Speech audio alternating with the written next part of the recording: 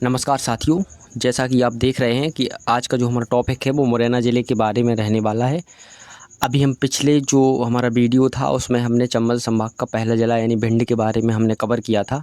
आज का जो हमारा टॉपिक है वो चंबल संभाग का दूसरा ज़िला मुरैना के बारे में हम कवर करने वाले हैं, ठीक है।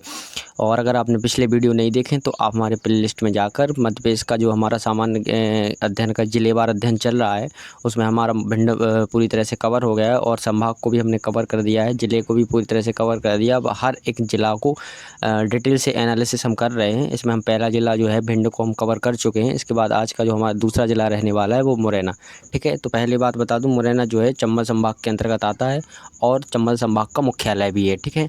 इसको आप याद रखना, चंबल संभाग का मुख्यालय कहाँ है? मुरैना में, ठीक है। उसके बाद अगर देखा जाए तो थोड़ा सा मुरैना ज़िले के बारे में बता देते हैं कि जो मुरैना है इसका नाम मुरैना क्यों पड़ा। तो हम इसके बारे में बताते हैं कि मुरैना जो है वो आज से अगर ऐतिहासिक दृष्टि से देखा जाए तो जो अपना प्राचीन भारतीय इतिहास यानी कि महाभारत का टाइम का पीरियड की बात करें तो यहाँ का जो नाम था वो मयूरवन नाम था, ठीक है। तो मयूरवन से मुरैना नाम पड़ा, यानी मयूरवन से समझ सकते हैं कि मयूरवन जो है वो मोरों का रहने का उचित स्थान हुआ करता था, ठीक है, महाभारत काल में। तो उससे हमारा जो मुरैना है उसका नामकरण हुआ है मयूरवन से मुरैना का, ठीक है। तो नामकरण के पीछे का रीजन तो आपको समझ में आ गया होगा, ठीक है। इसके बाद हम आगे की बात करते हैं। जैसे जो मुरैना है इसको ऐतिहासिक दृष्टि से अगर हम देखें तो जैसे हमारा जो भारतीय इतिहास का मध्यकालीन इतिहास हुआ करता था, जो मुग़ल कालीन टाइम पीरियड है, तो मुग़ल काल के जो बादशाह हुआ करते जहांगीर का भी यहाँ आना जाना हुआ रहता था। इसके अलावा यहाँ जहांगीर के कुछ निर्माण कार्य भी मिलते हैं हमको देखने के लिए, ठीक है। इसके अलावा देखा जाए तो जैसे हमारा जो एक यहाँ के वंश हुआ करता था जिसका नाम था सिकरवारी राजाओं का वंश, वो भी यहाँ पर शासन किया उन्होंने। इसके अलावा गुर्जर प्रतिहार वंश का भी शासन रहा यहाँ पर, और क्योंकि उनसे संबंधित निर्माण हमको यहाँ देखने मिले, किले वगैरह उन लोगों ने बनवाए। इसके अलावा बात करें तो जो कच्छप घाट एक राजा थे उनका भी मिला, चंदेल राजाओं का भी उल्लेख मिलता है। इसके अलावा जो सिंधिया वंश के राजा हुए जिनका नाम था महादजी सिंधिया, उनका भी यहाँ उल्लेख मिलता है, ठीक है। हम इसके बारे में आगे चर्चा करने वाले हैं, ठीक है। तो आपका ऐतिहासिक दृष्टि से समझ में आ गया होगा। ऐतिहासिक दृष्टि से मतलब ये है कि ये पूरा भारत के इतिहास से कहीं ना कहीं जुड़ाव रखता है मुरैना, ठीक है। और महाभारत काल के समय का भी इतिहास इसमें मिलता है, ठीक है। इसके बारे में हम बता देते हैं थोड़ा सा। देखिए आप यहाँ मुरैना जो ज़िला है वो आज की स्थिति में देखा जाए तो मुरैना जो है वो सरसों के लिए सबसे अग्रणी है, मध्य प्रदेश का सबसे अग्रणी स्थान है सरसों उत्पादन में, ठीक है। इसके अलावा क्षेत्रफल की बात करते हैं तो 4,988 वर्ग किलोमीटर आता है। इसके अलावा जनसंख्या की बात करते हैं तो 19,65,976 जो है जनसंख्या है। अगर 4,988 क्षेत्रफल की बात पूछी जाए, अगर कहीं 5,000 लगभग लिखा रहे तो भी 5,000 लगा देना लगभग में, ठीक है। अगर जनघनत्व की बात की जाए तो 394 है और लिंगानुपात की बात की जाए तो 840 है। तहसील की बात की जाए तो 7 तहसील है, मुरैना, अम्बा, पोरसा, जोरा, सबलगढ़, केलारस और बामोर, ठीक है। इसको याद रखना। इसके अलावा अगर पूछा जाए विकासखंड तो विकासखंड जो है वो 7 विकासखंडों में बांटा गया है। इसके अलावा पिन कोड आप देख ही रहे हैं। आकर्षण केंद्र जो है वो घड़ियाल पार्क यानी इनकी जो घड़ियाल होते हैं इनको रहने का एक चंबल नदी में एक चंबल अभ्यारण्य के नाम से बनाया गया जो मुरैना में आता है, ठीक है। इसको याद रखना। बहुत सारे पर्यटन स्थल हैं वो भी हम बताएँगे, ठीक है। सबसे पहले देख लेते हैं आप मुरैना का मैप आपके सामने है, यहाँ देख रहे हैं आप। यहाँ ऊपर से लिखीराज एक जगह है, यहाँ मुरैना सबलगढ़ तहसील में आता। पहाड़ जी जो देख रहे हैं आप ये सब पर्यटक स्थल हैं। सबसे प्रमुख चीज़ ये है कि नेशनल हाईवे 3 यहाँ से होकर गुजरता है। अगर आप बाय रोड जाओ तो वही दिल्ली झांसी वाले रोड से आप जा सकते हो। इसके अलावा आप अगर ट्रेन से जा रहे हो तो वही आगरा दिल्ली झांसी वाला रूट उससे भी जा सकते हो। इसके अलावा अगर आप हवाई जहाज़ से जाना चाहते हो तो हवाई अड्डा एक ग्वालियर में हवाई अड्डा है जिसका नाम महाराजपुर, वहाँ से 46 किलोमीटर की दूरी पर आता है क्या मुरैना, तो वहाँ से भी आप जा सकते हो, ठीक है। तो आपको जाने का स्थान भी हमने बता दिया कि रास्ते भी, ठीक है। इसके अलावा सबसे पहले देखते हैं यहाँ के जो आकर्षण के केंद्र हैं, यहाँ जो पेपरों में जहाँ से क्वेश्चन सबसे ज़्यादा निकल के आते हैं, ठीक है। सबसे पहले देखते हैं यहाँ एक किला है जिसका नाम है सबलगढ़ का किला। सबलगढ़ का जो किला है वो प्रसिद्ध किला है, यानी बहुत पेपरों में पूछा जाता है सबलगढ़ का किला किस ज़िले में आता है, तो आप बताइएगा कि मुरैना ज़िले में आता है, ठीक है। इसके अलावा बात की जाए यहाँ एक सबलगढ़ का जो किला है वो किसने बनवाया था, तो एक सबल सिंह गुर्जर था और जो वहाँ पर राजा हुआ करता था, उसने उसके नींव रखी थी लेकिन पूरा बनवाया नहीं पाया था। इसके बाद जो उसका उत्तराधिकारी हुआ था जिसका नाम था गोपाल सिंह गुर्जर, उसने एक प्रकार से सबलगढ़ किले का पूरी तरह से निर्माण करवाया था। उसके पीछे एक खूबसूरत बांध भी बना हुआ है ना, तो दिखाएंगे हम अभी आपको थोड़ा सा इमेज के द्वारा। तो देखिएगा बहुत खूबसूरती अपने आप में समेटे हुए हैं ये सबलगढ़ का किला। हैं। इसके अलावा बात की जाए सिहोनिया एक जगह है, ये सिहोनिया देख रहे हैं आप। सिहोनिया से सास बहू के अभिलेख मिले हैं। यहाँ पर जो कछवाहा जाति थी इनके द्वारा कांकड़ मठ का मंदिर बनवाया गया था शिव जी का। इसको भी हम बताएंगे इमेज के द्वारा। ये पूछा जाता है कि सिहोनिया जो है वो किस ज़िले में आता, तो आप बताइएगा मुरैना में आता। ठीक है। इसके बाद अगर देखा जाए तो एक जगह है जिसका नाम है कुटवार यानी कुंतलपुर। यहाँ से महाभारत काल में बहुत से साक्ष्य मिले। जो कुंती पुत्र थे उनका नाम आपने सुना होगा, महाभारत में कुंती पुत्र का नाम आता है। कुंती पुत्र को द्रोणाचार्य ने मारा था, तो द्रोणाचार्य ने मारा था तो ये कुंती पुत्र से कुंतलपुर बसा था, क्योंकि कुंती पुत्र यहाँ पर शासन करते थे।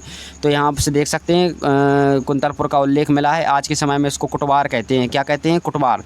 यहाँ पर एक हरिसिद्ध या अम्बा माता का मंदिर है जो प्रसिद्ध है। इसके अलावा असव नदी पर एक बांध भी बना है। ठीक है, इसको आप समझ सकते हैं, हम दिखाएँगे भी चित्र के द्वारा। इसके बाद पड़ावली एक जगह है, यहाँ देख रहे हैं आप पड़ावली। यहाँ पर गुप्तकालीन कुछ मंदिर वगैरह मिले, ज़्यादा इंपॉर्टेंट नहीं है, लेकिन यहाँ से एक चीज़ पूछी जाती है, कई एग्जामों में देखा है हमने, ये क्वेश्चन मिला है, भूतेश्वर घाटी कहाँ है? तो वो पड़ावली में एक जगह है, मुरैना में पड़ावली एक जगह है, वहाँ भूतेश्वर घाटी है। ये बहुत प्रसिद्ध है घाटी। कि इसकी प्रसिद्धता इसलिए है कि यहाँ पर एक बहुत गहरा गड्ढा बनाया गया है जिसको घाटी कहते हैं। बहुत गहरा है, पुराने ज़माने का है। इसके बीच में 50 से अधिक इमारतें बनी हुई हैं। ठीक है, तो इसको भूतेश्वर घाटी कहते हैं। बहुत प्रसिद्ध है, देखने लोग अक्सर जाते हैं कि भूतेश्वर घाटी क्या है।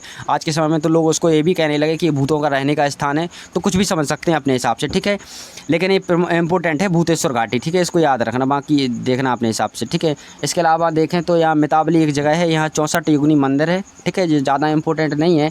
इसके अलावा पहाड़गढ़ यहाँ इंपॉर्टेंट आ जाता है कि 86 गुफाएँ हैं जो प्रागैतिहासिक काल से संबंधित हैं, यानी उस ज़माने की हैं जो अपने भारतीय इतिहास का एक समय हुआ करता था, प्रागैतिहासिक काल, उसके समय की यहाँ पर 86 गुफाएँ बनाई गई हैं। ठीक है, तो इसको आप कभी जाओ तो देखना। इसके अलावा नौटार एक जगह है, ये देख रहे हैं आप नाटेश्वर। नाटेश्वर आज का नाम है नाटेश्वर, उसका जो पहले का नाम था वो जालेश्वर हुआ करता था। यहाँ कोई 21 मंदिरों की एक श्रृंखला है जो प्रतिहार शैली के लिए जानी जाती है। उस प्रतिहार राजा, जो गुर्जर प्रतिहार राजा हुआ करते थे, उस समय के बनाए हुए कुछ मंदिर हैं, तो उनको आप समझ सकते हैं। ऐसा पूछा जाता है कि जालेश्वर का वर्तमान नाम क्या है या नाटेश्वर का पूर्व नाम क्या है, तो आप बताइएगा जालेश्वर। ठीक है, इसके बाद अगर बात करें तो जैसे एक जगह है लिखीराज, ये देख रहे हैं आप लिखीराज। लिखीराज में एक गुफा है जिसका नाम है लिखीराज गुफा। ये बहुत पेपरों में पूछा गया है, यहाँ उत्तर में है बिल्कुल मुरैना के। लिखीराज गुफा किस ज़िले में है, तो आप बताइएगा। लिखीराज जो गुफा है वो मुरैना ज़िले में आती है। ठीक है, इसको इम्पोर्टेंट है, याद रखना। इसके अलावा देखा जाए तो एक नूराबाद जो है एक जगह है, नूराबाद शहर भी है, जो हमने बताया था कि जहांगीर के कुछ निर्माण भी हमको मिलते हैं यहाँ पर देखने के लिए। तो जैसे नूराबाद का नाम से एक शहर बसाया था किसने? जहांगीर। जहांगीर जब यहाँ पे आया था इस क्षेत्र में, तो उसकी पत्नी का नाम हुआ करता था, जहांगीर की पत्नी का नाम नूरजहाँ। तो नूरजहाँ के नाम से इसने एक नूराबाद का पुल बनवाया था। पुल बनवाने के साथ साथ नूराबाद शहर भी बनाया था, है ना। तो उसका आज का जो नाम है वो बदल गया है, लेकिन उसका पहले का जो नाम था वो नूराबाद था। और नूराबाद का पुल ज़रूर पूछा जाता कि नूराबाद का पुल किस ज़िले में आता, तो आप बताइएगा कि मुरैना ज़िले में आता। ठीक है, इसके बाद गौना बेगम जो हैं, इनका एक मकबरा है। गौना बेगम का संबंध जो है वो महादजी, जो सिंधिया वंश के राजा थे जिनका नाम था महादजी, उनके यहाँ पर गौना बेगम जो थी कोई ऐसा लेख, यानी कि कोई लेख का काम करती थी, जो लेख लिखने का काम हुआ करते थे, कुछ भी एक प्रकार से राइटर के काम हुआ करते थे, मतलब लेख लिखने के काम हुआ करते थे, वो करती थी। तो उनका नाम था गुनी। उस जो महिला थी उसका नाम था गुनी, लेकिन जो महादजी सिंधिया हुआ करते थे उसने उस गुनी नाम की महिला का नाम रख दिया था गौना बेगम।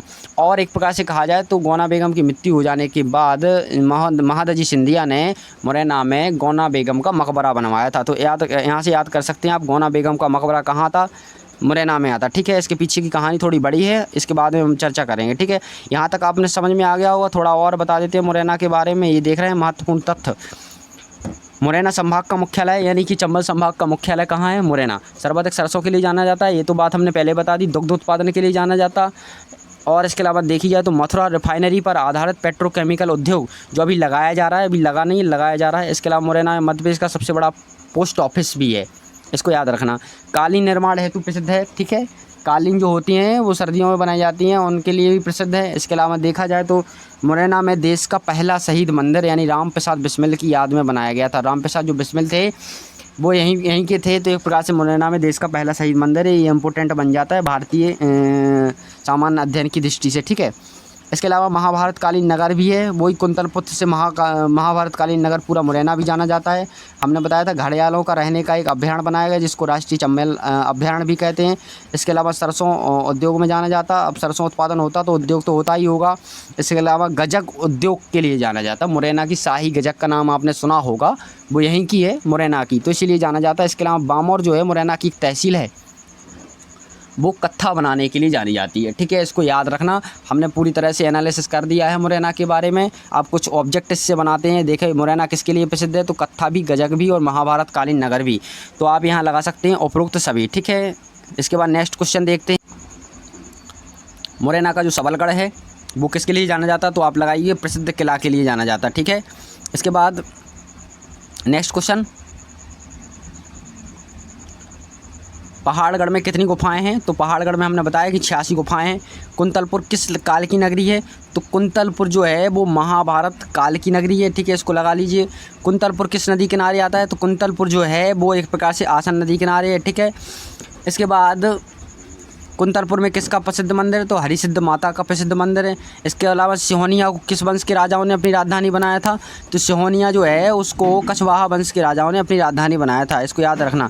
सास बहू का जो अभिलेख है वो कहाँ से मिला, सिहोनिया से मिला।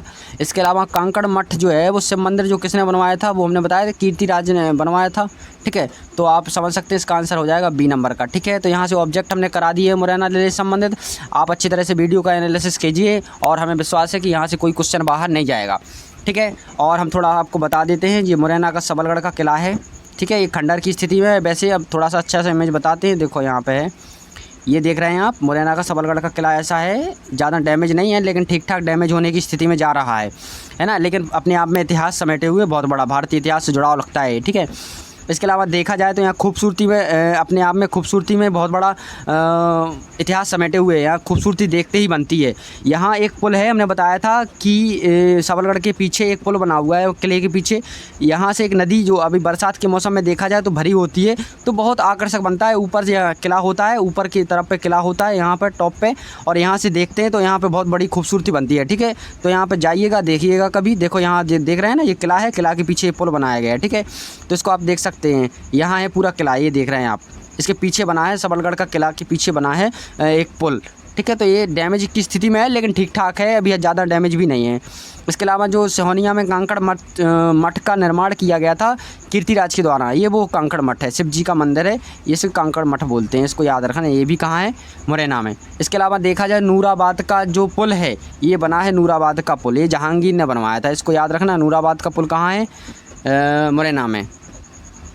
इसके अलावा देखा जाए गौना बेगम का मकबरा, ये है गौना बेगम का मकबरा, भैया देख लीजिए आप थोड़ा सा, यहाँ देख सकते हैं आप, ये है गौना बेगम का मकबरा, महादजी सिंधिया ने बनवाया था। ठीक है, तो यहाँ से हमने सारी चीज़ें आपको बताई हैं। इसके अलावा अगर वीडियो अगर अच्छा लगा हो तो लाइक, शेयर और सब्सक्राइब जरूर कर दें ताकि आने वाले वीडियो आप तक पहुँच सकें। तब तक के लिए धन्यवाद, मिलते हैं नेक्स्ट वीडियो में। हाँ, और साथ ही यहाँ पर Ramraja GS point Facebook page की लिंक डिस्क्रिप्शन में दी हुई है, इसको आप जाके फॉलो कीजिए। यहाँ पर आपको जो भी इससे संबंधित चीज़ें होंगी वो भी मिलती रहेंगी, PDF वगैरह, नोट्स वगैरह सब कुछ। ठीक है, जय हिंद, जय भारत।